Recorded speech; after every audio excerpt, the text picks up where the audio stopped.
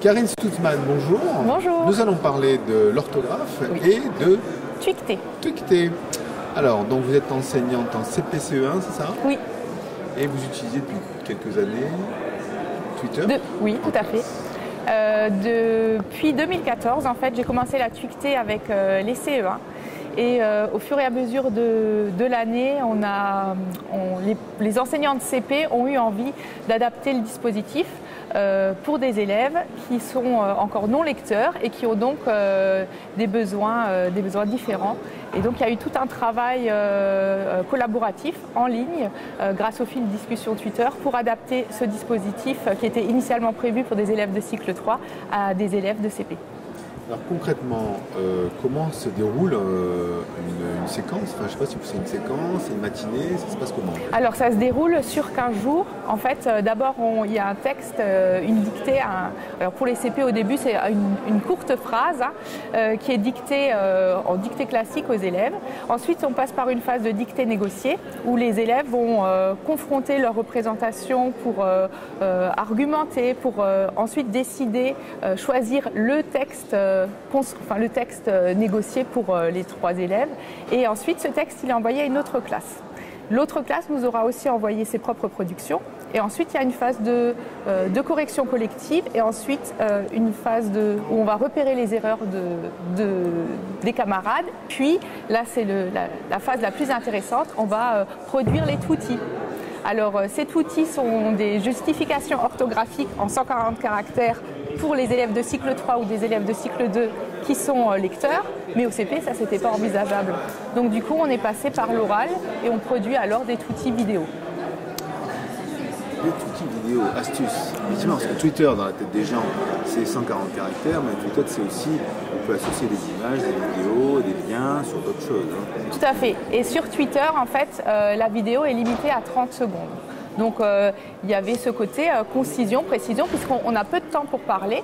Alors c'est très efficace pour les CP quand, pour les élèves qui sont à l'aise et qui ont une faculté à parler et à réfléchir rapidement. Par contre, en début d'année, ça m'a parfois posé problème parce qu'il y a des élèves qui ont besoin de plus de temps, qu'il y a des élèves qui ont besoin de faire des pauses, de recommencer.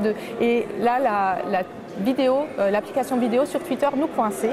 Et en fait, il y a une collègue Twictonaute, puisqu'on travaille tous ensemble, qui a proposé de passer par Explain Everything, qui est une appli qui propose là de pouvoir faire une vidéo, d'enregistrer, mais on peut couper, on peut faire des montages et du coup la parole de l'élève est davantage respectée.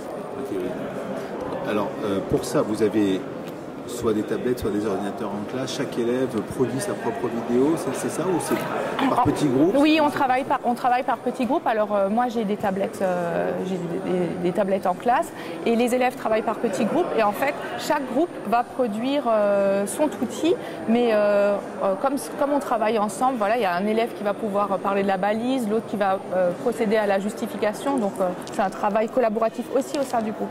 Alors, question peut-être bête, mais qu'est-ce qui motive le plus dans tout ce processus pour les élèves, je parle? Est-ce que c'est produire vidéo ou texte ou échanger avec des autres classes?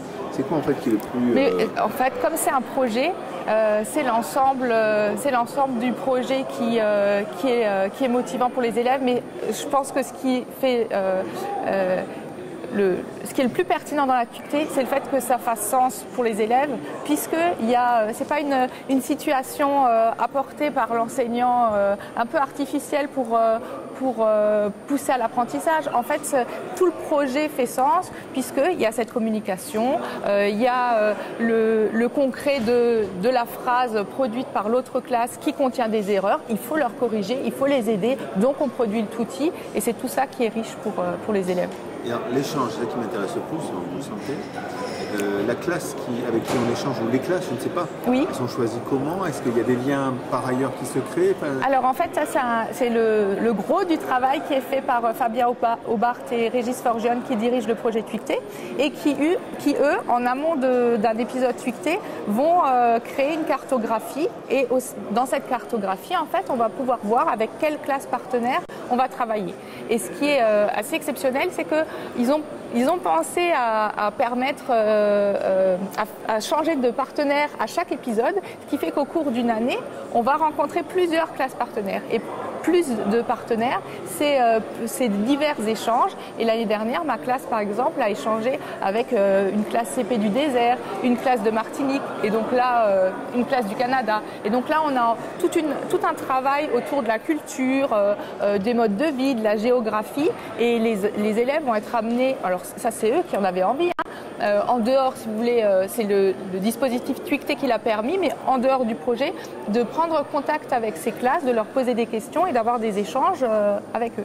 Donc au-delà de l'orthographe, on amène autre chose. Ah oui, tout à fait. Il y a un gros travail autour de l'orthographe, bien sûr, puisque le projet permet aux élèves d'apprendre à écrire, mais il y a quelque chose de tout à fait intéressant autour de la géographie et bien sûr autour de l'éducation aux médias, puisque là, l'objectif aussi, c'est d'apprendre aux élèves à utiliser un réseau social de manière raisonnée et raisonnable.